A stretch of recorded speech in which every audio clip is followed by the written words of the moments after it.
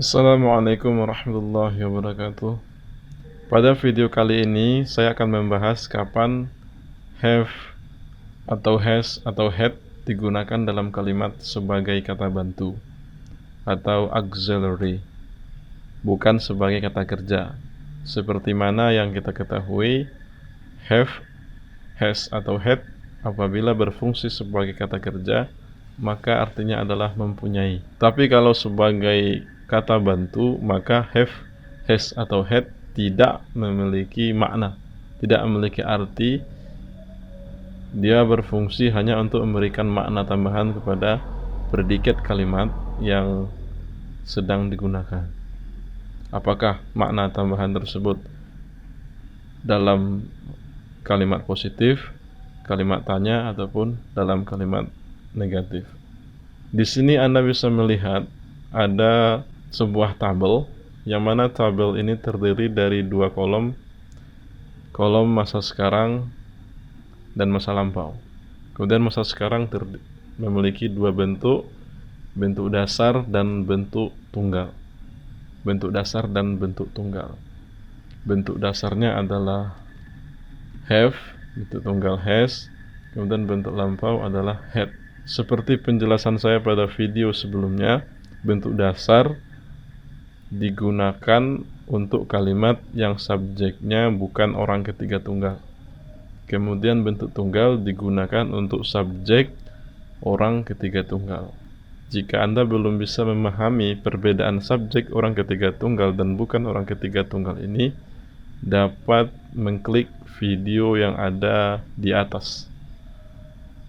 Linknya ada di atas.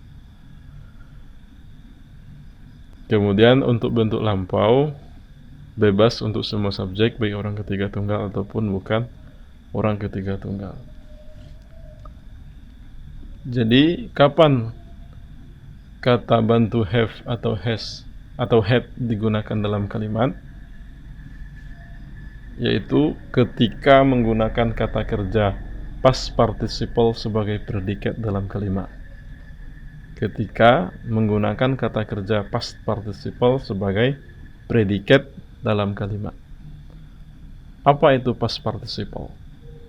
Jika Anda belum mengetahui apa itu past participle, maka saya akan bahas sedikit mengenai bentuk-bentuk kata kerja.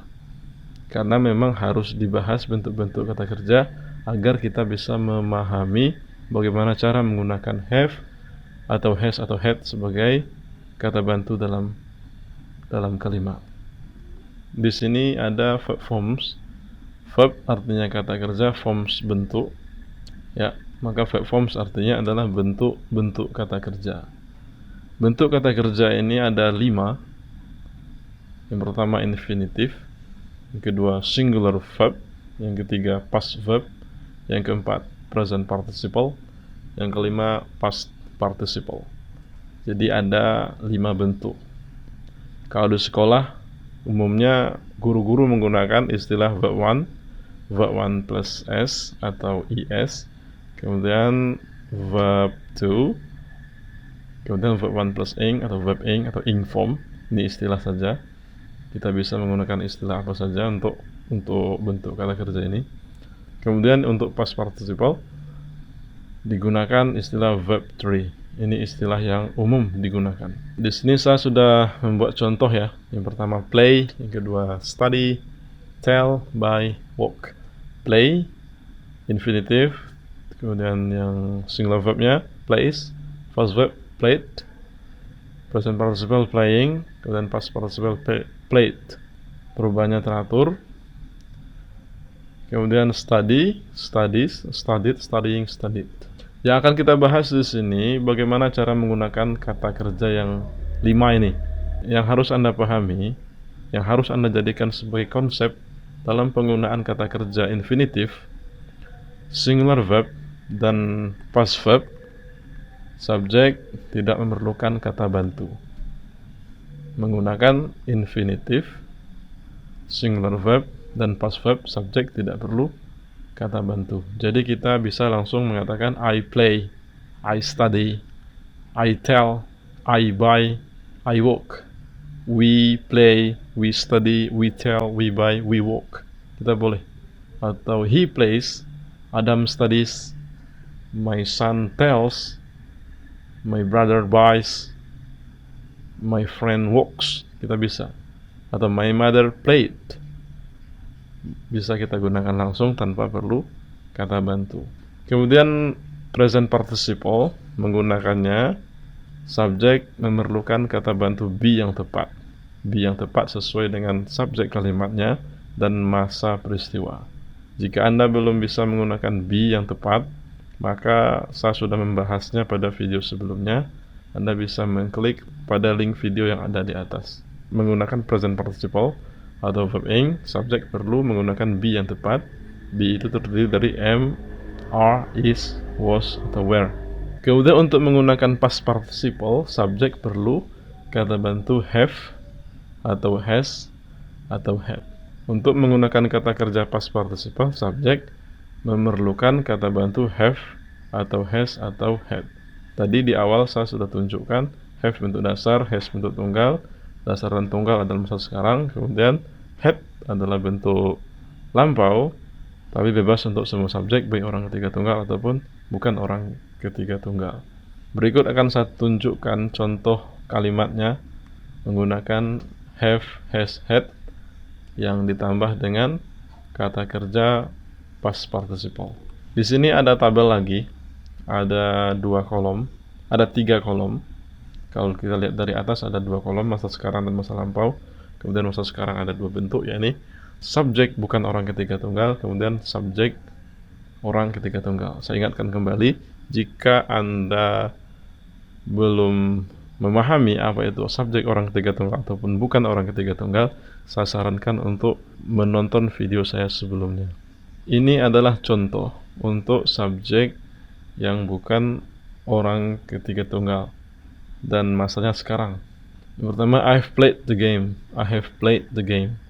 Kata yang saya cetak biru ini adalah predikat dalam kalimat. Played adalah kata kerja past participle atau kata kerja verb 3. Menggunakan verb 3, subjek perlu kata bantu have. Maka kalimatnya menjadi I have played the game. I have played the game, kalau diartikan saya telah memainkan game atau permainan tersebut. Yang kedua, we have studied the lesson. Kami telah mempelajari pelajaran tersebut. We have studied the lesson. Harus dipahami dalam menggunakan kata kerja past participle, peristiwanya tersebut harus benar-benar telah selesai. Peristiwanya tersebut harus telah sempurna, harus telah selesai. Maka kita bisa menggunakan kata kerja past participle, dan ketika menggunakan past participle, subjek perlu have, has, atau had. Nah, jika saya mengatakan I have played the game, artinya saya telah memainkan permainan tersebut. Aktivitas saya dalam memainkan permainan tersebut sudah selesai. Saya tak main lagi. Tidak main lagi. Seperti we have studied the lesson. Kami telah mempelajari pelajaran tersebut. Artinya saya telah selesai mempelajarinya dan saya tidak belajar lagi. Kemudian yang ketiga, they have told the story for hours. Mereka telah menceritakan kisah tersebut berjam-jam, selama berjam-jam. Yang keempat, you have walked to school.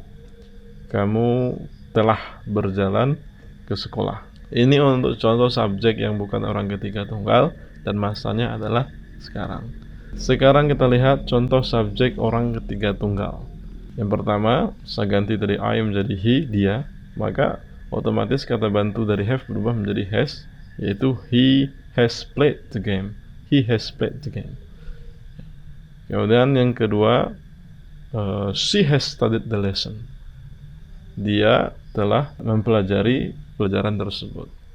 Yang ketiga, my mother has told the story for hours.